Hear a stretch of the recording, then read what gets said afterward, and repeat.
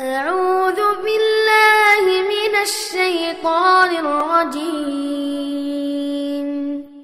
بسم الله الرحمن الرحيم.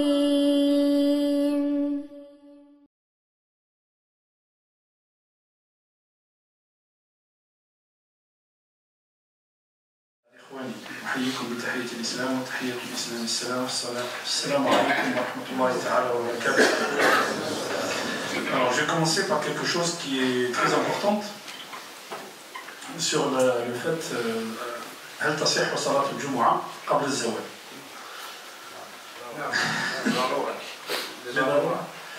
الضرورة la nécessité c'est que tu n'as pas le choix. هذه الضرورة. احنا مش ضرورة. Je conçois, on commence le travail à 14h, je conçois. Mais si tu arrives à 14h, 5h, 14h, qu'est-ce qui se passe? Qui trouve? Bah, l'haj. Pourquoi nous on vit sur la lune ou les guerres? Personne ne trouve foule. Personne ne trouve foule. Non, mais je suis d'accord. ضرورة أن مثلا إذا كان j'ai une bouteille de vin, par exemple, hein, et il n'y a pas autre chose. Si je ne vois pas ça, je meurs. Je meurs. Elle est morte. Ça c'est ضرورة. Ça c'est ضرورة. لكن إذا كان عندك الاختيار هذا ما قاله العلماء quand on fait le crédit usuraire. Est-ce que أنت في ضرورة pour que tu deviennes propriétaire? Est-ce que c'est une nécessité pour que je sois propriétaire? Non. La nécessité c'est d'habiter et de protéger ma famille. Ça c'est la nécessité. نعم. لكن إذا تحقق الضرورة تحققت بالمباح لا تقتحم الحرام. إذا يقول العلماء إذا الضرورة تحققت بالمباح يعني بالكراء en location tu n'as pas besoin d'aller ok. لكن عندنا أحاديث وعندنا أدلة أن الرسول صلى الله عليه وسلم صلى الجمعة قبل الزواج. شو معنى الزواج؟ كيف veut dire الزواج أيها الإخوة؟ الزواج في اللغة العربية c'est quand le soleil est au zénith, c'est-à-dire il est midi au temps du soleil. Hein. Il est midi au temps du soleil, pas midi sur la montre. Il est midi au temps du soleil. Midi au temps du soleil, c'est quand le soleil est au milieu du ciel. Ok? والرسول صلى الله عليه وسلم نهى عن الصلاة والشمس في كبد السماء. الرسول صلى الله عليه وسلم قال هذا وقت تسعر فيه جهنم. الرسول صلى الله عليه وسلم nous dit il vous est interdit de faire la prière quand le soleil est au milieu du ciel. Pourquoi? C'est un temps où تسعر جهنم يعني on allume si vous voulez يعني on chauffe جهنم on chauffe le four de جهنم. الرسول صلى الله عليه وسلم يقول هذا وقت ça c'est un temps qui vous est interdit. Et on avait parlé frère des temps interdits. وقلنا أن les temps interdits c'est le lever du soleil, le coucher du soleil et le soleil au milieu du zénith. الرسول صلى الله عليه وسلم pourquoi le Rasul sallallahu alayhi wa sallam nous a interdit de faire la prière à ces moments-là? قال لأن وقت تسعر فيه جهنم quand le soleil est au milieu du ciel. في le lever du soleil لكي لا تتشبه بعباد الشمس. Parce que les gens qui adoraient le soleil, ils adoraient le soleil au lever et au coucher. Ils disaient au revoir. Au lever, ils étaient contents qu'il arrive, donc ils priaient. Alors le Rasul sallallahu alayhi wa sallam قال لا يجوز ما تصليش avec الوقت. إذا صلاة المسببات يعني الإنسان يتوضأ يصلي ركعتين والإنسان يدخل المسجد يصلي تحية المسجد. يصليها إذا كان في وقت النهي مثلا بعد العصر، لكن لا يصليها والشمس تغرب، ولا يصليها والشمس تشرق، ولا يصليها والشمس بكبد السماء. داكور يا frères؟ اوكي. قد اختلف العلماء في أول وقت الجمعة وقد أوضح خلافه مفصلا. ومذهب الإمام أحمد رحمه الله هو جواز فعل الجمعة قبل الزواج. ومن الأصحاب أي أصحاب الإمام أحمد من يرى أن وقتها يبتدئ من وقت العيد وهو المعتمد في مذهب الإمام أحمد. Okay? Alors qu'on soit bien d'accord. نحن نعتمد على فقه الإمام مالك. لكن لسنا مماليك لمالك كما قال. يعني الإمام مالك لما يكون رأي يخالفه والرأي الذي يخالف الإمام مالك يكون قويا نأخذ به. Okay? Donc on se base sur le fiqh de l'imam Malik. Mais des fois, l'imam Malik dit des choses où ra'yuhu, il n'est pas fort dans cet avis-là. Je vous donne un exemple. Tout le fuqaha vous disent, si quelqu'un pendant le jeûne, il mange d'une manière, il a oublié, et puis il boit de l'eau, là il mange, en oubliant. العلماء كلهم يقول لك صومه صحيح. الإمام مالك يقول لك يعيد، الإمام يقول لك يغفر. لكن كل les autres savants ils te disent صومه صحيح, son jeûne est valide, il ne refait pas. Pourquoi? Les hadiths جابر قال أن الرسول صلى الله عليه وسلم قال من أفطر ساهيا فإنما أطعمه الله وسقاه. Donc Allah subhanahu wa ta'ala, c'est lui qui lui a donné à manger, c'est lui qui l'a fait boire, qui l'a abreuvé. Ok? Donc, صومه صحيح, il n'y a pas de problème. Donc sur ce cas-là, on n'est pas obligé de suivre l'imam Malik. Ok? عند الإمام مالك الجمعة تصلى بعد الزوال. عند الإمام أحمد يقول لك الجمعة منهم من يقول عن الإمام أحمد أن وقتها يبدأ من صلاة العيد، من وقت صلاة العيد. وقت صلاة العيد متى؟ quand?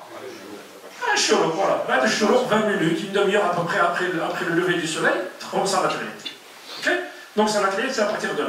Non, on ne va pas faire ça, on ne va pas faire le Jumu'ah à 9h, mais on va faire le khuruj min al-ikhtilaf. On va faire le Jumu'ah fi awwal al-waqt. C'est-à-dire le temps de Zawal, il est à quelle heure aujourd'hui? Moins 10, combien? Moins 10 à peu près?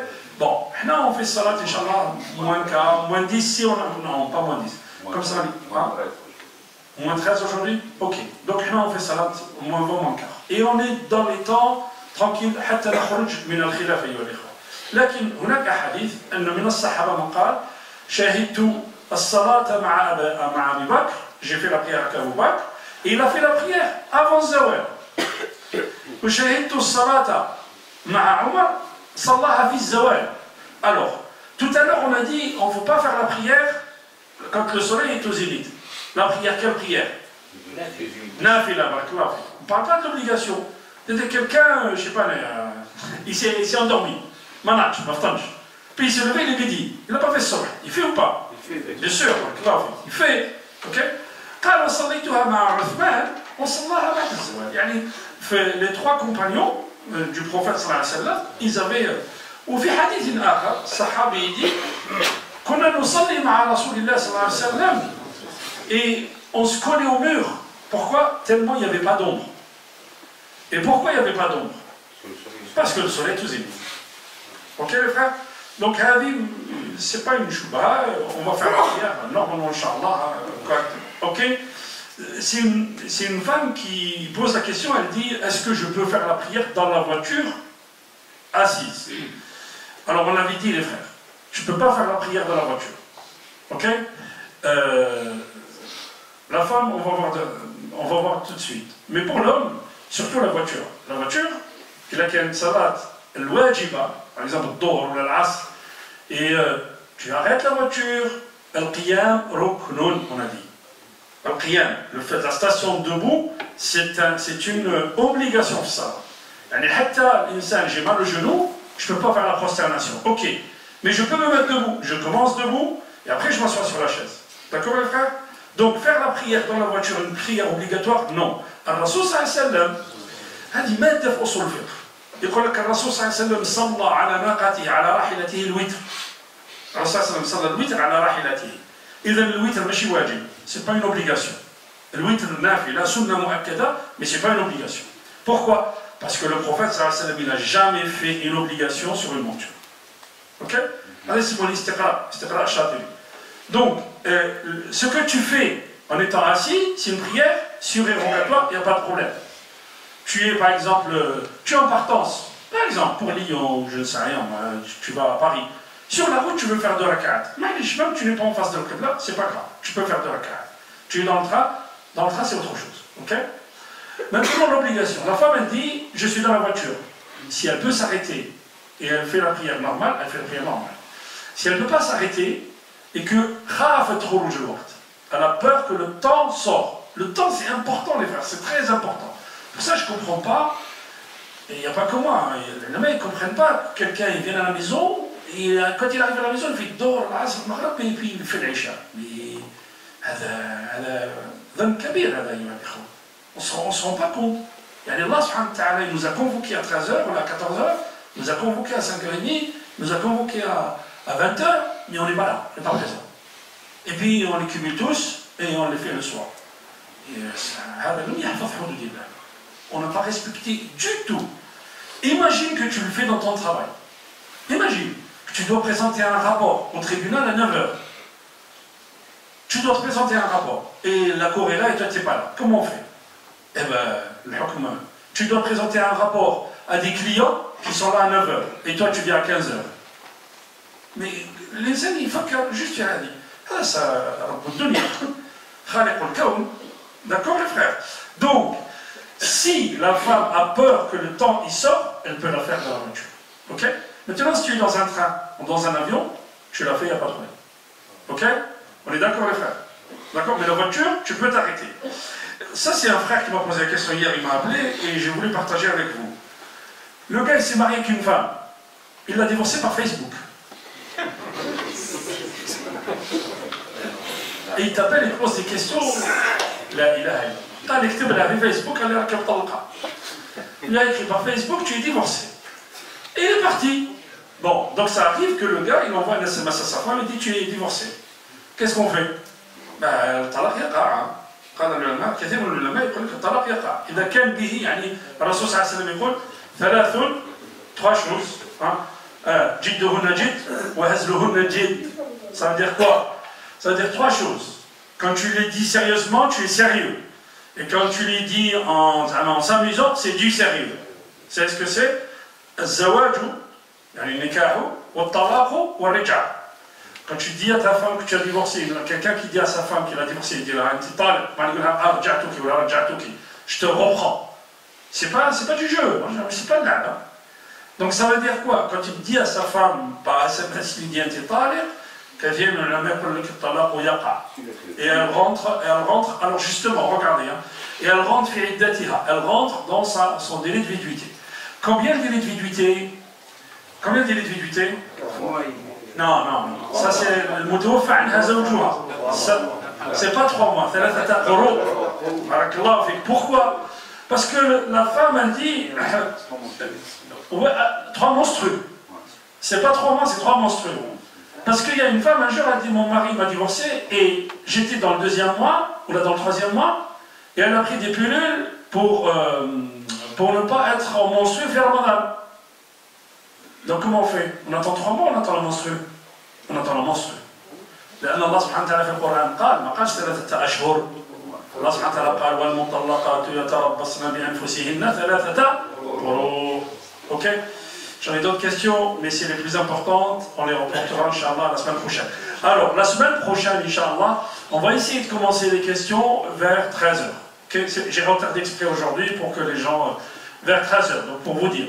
On commencera les questions vers 13 h, on prendra 10 minutes, un quart d'heure, après on fera le khutbah, et on finira la prière, Inch'Allah, comme d'habitude. D'accord? Comme ça, les frères, ils iront au travail tranquille, et je ne recevrai pas des mails, des SMS me diront. Hein? Ok? Barakallahu fikum les frères. سبحانك اللهم وبحمدك اشهد ان لا اله الا انت استغفرك واتوب اليك سبحان ربك رب العزه عما يصفون وسلام على المرسلين والحمد لله رب العالمين وأقم الصلاة. ان الحمد لله نحمده ونستعينه ونستغفره ونستهديه ونعوذ بالله من شرور انفسنا وسيئات اعمالنا من يهده الله فهو المهتدي ومن يضلل فلن تجد له وليا مرشدا واشهد ان لا اله الا الله وحده لا شريك له أشهد أن سيدنا وحبيبنا وعظيمنا محمد بن عبد الله خاتم الأنبياء والمرسلين اللهم صل وسلم وبارك على محمد وعلى آل محمد كما صليت وسلمت وباركت على إبراهيم وعلى آل إبراهيم إنك حميد مجيد. أيها الإخوة الكرام، يقول ابن عباس رضي الله عنه في حديث رواه البخاري يقول كنت ردف النبي صلى الله عليه وسلم فحملني وقال لي يا غلام يا غلام أعلمك كلمات احفظ الله يحفظك احفظ الله تجده تجاهك إذا سألت فاسأل الله وإذا استعنت فاستعن بالله واعلم أن الأمة لو اجتمعت على أن ينفعوك بشيء لم يكتبه الله لك فلن يقضى لك واعلم أن الأمة لو اجتمعت أن يضروك بشيء لم يكتبه الله لك ما أصابوك إلا بما قضاه الله لك رفعت الأقلام وجفت الصحف. Ibn Abbas, c'était un gamin à l'époque du prophète sallallahu alayhi wa sallam. Et le prophète lui a fait un grand dua, qu'il apprenne ta'wil, qu'il apprenne comment expliquer ayat al-Qur'an. Car un jour, j'étais derrière le prophète sallallahu alayhi wa sallam. Et il m'a fait monter sur sa monture. Et il lui a dit, Ya Ghulam, au petit, je t'apprends au jeune homme, je vais t'enseigner quelques préceptes. وعلمك كلمات. الله سبحانه وتعالى في القرآن يقول وعلم آدم الأسماء كلها وإذ ابتلى إبراهيم ربه بكلمات. أوكي. ما هي كلمات الله؟ كلمات الله في القرآن هي الابتلاءات. كلمات الله في القرآن ce sont les épreuves. Donc Allah subhanahu wa ta'ala il a éprouvé Ibrahim alayhi salam. فأتمهن يعني إبراهيم عليه السلام il a eu 20 sur 20 à toutes les épreuves. Il n'a pas eu 15 ou 16 ou 18, non, 20 sur 20 à toutes les épreuves. À toutes les épreuves, Allah subhanahu wa ta'ala dit égorge ton fils. Et il va pour égorger son fils. Allah subhanahu wa ta'ala il dit tu traverses le désert et tu vas aller d'Irak à Jérusalem. Il va d'Irak à Jérusalem. Et Allah subhanahu wa ta'ala dit tu laisses ta femme et ton fils au milieu du désert. Il laisse sa femme et son fils au milieu du désert. Mais il y a qui c'est qui fait ça, celui qui croit fermement qu'Allah subhanahu wa ta'ala c'est lui qui gère. Allah subhanahu wa ta'ala c'est lui qui gère. Ibn Abbas il nous dit, le prophète il lui dit au jeune homme je vais t'enseigner quelques préceptes. Observe les commandements d'Allah subhanahu wa ta'ala. Observe les commandements d'Allah, il te protégera. Observe les commandements d'Allah, tu le trouveras devant toi. Lorsque tu as demandé quelque chose, demande à Allah. Lorsque tu as imploré assistance, implore assistance auprès d'Allah subhanahu wa ta'ala. Sache que si la communauté est d'accord à l'unanimité pour te faire quelque bien, cela ne te profitera que dans la mesure où Allah te l'aurait assigné. Et si elle est d'accord à l'unanimité pour te causer quelque tort, tu n'en pâtiras en rien, sinon dans la mesure où Allah aurait ainsi décidé à ton encontre. Certes, les qalams sont levés et l'encre des feuilles a séché. Beaucoup d'entre nous, on se pose des questions sur des choses qui nous arrivent. Allah subhanahu wa ta'ala on a pu même casser sur des choses qui nous arrivent. Pourquoi? On se dit pourquoi? Pourquoi nos enfants ils ne réussissent pas à l'école? Pourquoi nos enfants ils ne sont pas bien éduqués? Pourquoi nos enfants ils nous répondent comme ils ne doivent pas le faire? Pourquoi? Le problème, c'est nous. C'est nous. Le problème c'est nous. C'est que nous n'avons pas respecté les préceptes d'Allah subhanahu wa ta'ala. Sayyidina Ibrahim, il disait justement, celui qui a eu les épreuves d'Allah subhanahu wa ta'ala, quand tu fais la prière, demande à Allah subhanahu wa ta'ala de guider tes enfants. Parce que la meilleure chose que puisse te donner Allah subhanahu wa ta'ala, c'est quoi? C'est la guidance pour toi et pour ta descendance. T'imagines la guidance que Allah subhanahu wa ta'ala donne à ta descendance? Pour chaque geste de bien qu'ils vont faire, ça sera écrit dans ton kitab, dans ton livre chez Allah subhanahu wa ta'ala. Et Allah subhanahu wa ta'ala, c'est pour ça qu'il nous dit, lead by example. Comment tu éduques les enfants? Tu les éduques par l'exemple. Comment tu veux que ton fils ait fait la prière et toi tu n'as jamais appris? Comment tu veux que ton fils ait fait la prière quand arrive l'heure de la prière et lui il est devant la télé? Et tu lui laisses regarder n'importe quoi. Par quoi cet enfant il va être éduqué? Parce qu'on lui apprend à la télé. Et sachez les frères, quand un enfant il est devant la télé, plus tôt il est devant la télé, plus tôt il décroche de l'école. Plus tôt il est devant la télé, plus tôt son cerveau il n'apprend pas à analyser. Plus tôt il y a si vous voulez que votre enfant il ait une locution normale, si vous voulez que votre enfant il ait une mémoire phénoménale, apprenez-lui le Coran. Apprenez-lui le Coran, Kalamullah, et vous allez voir, vous allez être étonnés. La plupart des gens qui apprennent le Coran, qui suivent un cycle de formation après, ils réussissent, mais alors haut la main, ihfadillah, yahfadik. Ihfadillah, tajidhu tujahik. Ahadou Sahaba, il avait atteint 90 ans. 90 ans. Anas ibn Malik, Allahu a'lam. Anas ibn Malik. Un jour, il arrive avec ses élèves devant un fossé. 90 ans. Il recule, il court, il saute le fossé. Et les élèves sont jeunes, ils le regardent et disent, mais attends, tu as la puissance d'un jeune. Comment tu as fait? قال حفظناها في الصغر فحفظتنا في الكبر. حفظناها في الصغر. C'est-à-dire on s'est protégé quand on était petit. Quand on était petit, ما زنا, ما سرق, ما شرب خمر, ما لف ودوران, كان في طريق الله سبحانه وتعالى. Il n'a pas commis de péché quand il était petit. Il a protégé le jawarih. Et dans Allah subhanahu wa ta'ala, il a protégé quoi? Il a protégé sa vie, il a protégé sa santé, même dans un âge avancé. Ihfadillah yahfadik. Ihfadillah tajidhu tujahak. Si tu veux trouver Allah subhanahu wa ta'ala quand tu es dans la difficulté, fais ce qu'il te demande quand tu es dans la facilité. Quand tu es dans la facilité, qu'il y a un match de foot et qu'il y a l'adam, viens à la mosquée. Ça, c'est répondre à l'appel d'Allah subhanahu wa ta'ala. Et sache que ce n'est pas ton travail qui te donne le risque, c'est Allah subhanahu wa ta'ala qui te donne le risque. Quand tu es dans la facilité et qu'Allah subhanahu wa ta'ala asbagha alayka ni'amahu zahiratan wa batina, pense à celui qui est dans la pauvreté et qui est livré à lui-même. Pense à lui. يقول العلماء في الآية التي يقول الله سبحانه وتعالى الذين يكنزون الذهب والفضة ولا ينفقونها في سبيل الله أن الله سبحانه وتعالى لما يقول يوم تكوى بها جباههم وجنوبهم وظهورهم.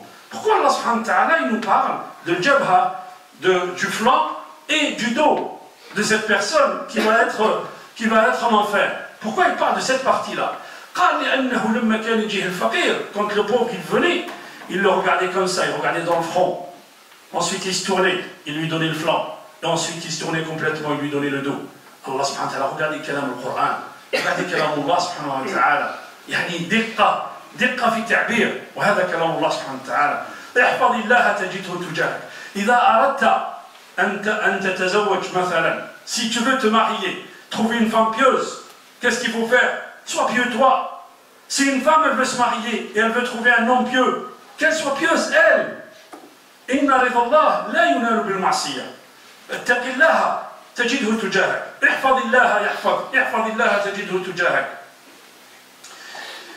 Et quand tu demandes quelque chose, quand tu demandes quelque chose, ne demande à personne.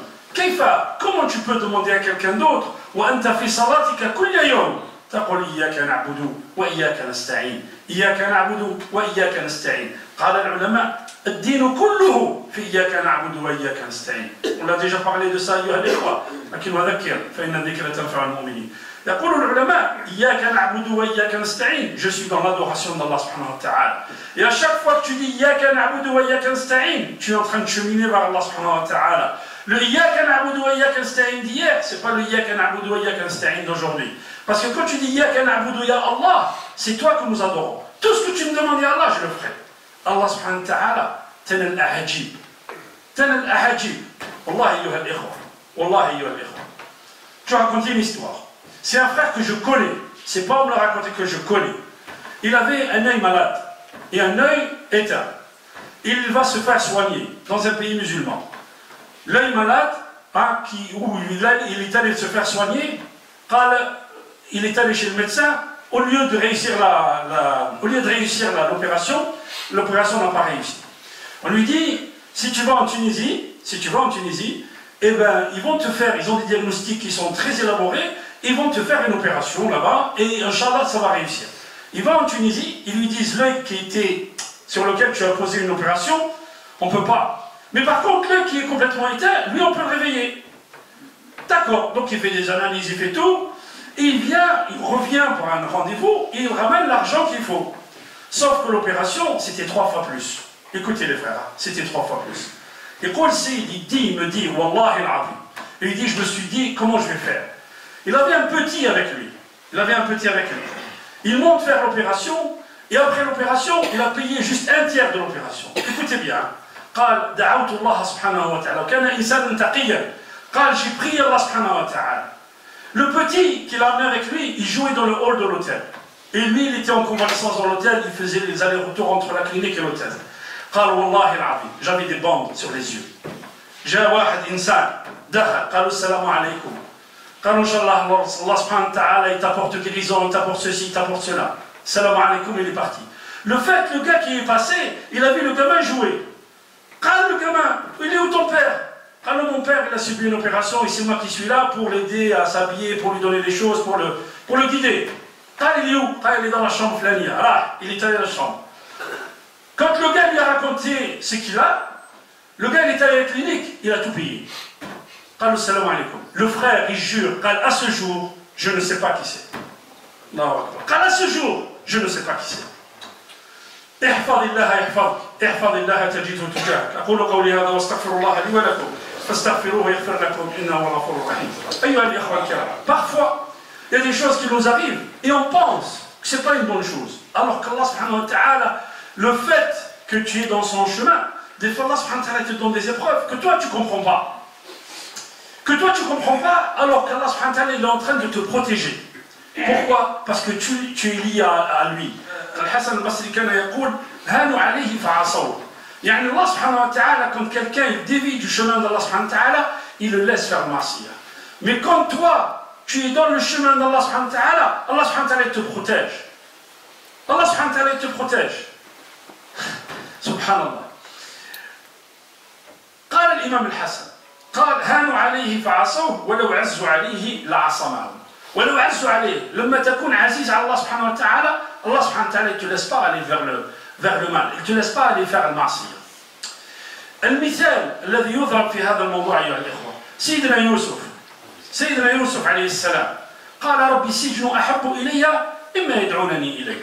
Je préfère aller en prison que de subir ce qu'elles me font subir ces femmes. فاستجاب له ربه فصرف عنه كيدهن. Et qu'est-ce qui s'est passé quand Allah subhanahu wa ta'ala il a exaucé le vœu de Yusuf? C'est-à-dire il a éloigné le mal de lui. Qu'est-ce qui s'est passé? Il est rentré en prison. Il est resté en prison pendant des années. ما كان من حفظ الله سبحانه وتعالى له أن أدخله السجن. Donc des fois les frères, il y a des choses qui t'arrivent et que toi tu ne sais pas. Pourquoi ça t'arrive? Tu ne sais pas. Tu penses que Allah subhanahu wa ta'ala, non. ولو أغناك الله سبحانه وتعالى ممكن تكون طايت. Peut-être que si Allah subhanahu wa ta'ala te donne une fortune colossale, qu'est-ce qui se passe? Tu oublies complètement Allah. والحقيقة حقيقة الحياة أين؟ حقيقة الحياة عند الله سبحانه وتعالى. يعني Allah subhanahu wa ta'ala si t'a donné juste ce qu'il faut, c'est que quelque part il t'aime.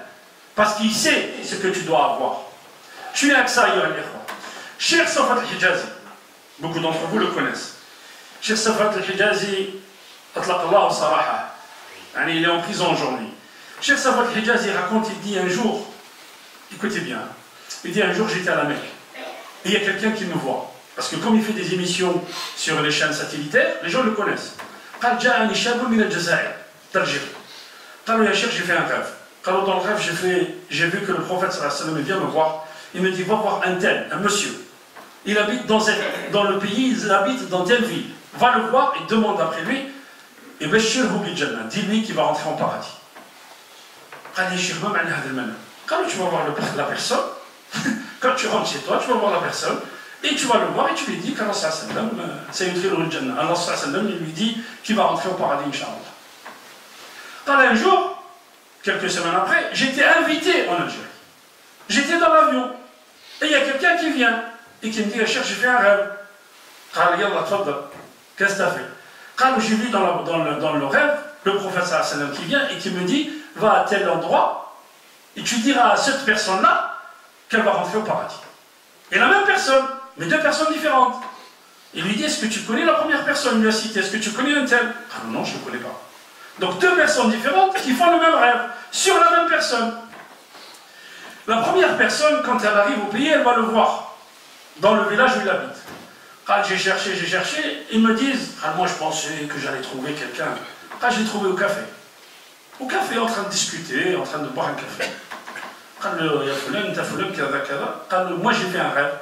Quand Rasul sallallahu alayhi wa sallam dit tu vas rentrer au paradis. La personne, elle est tombée.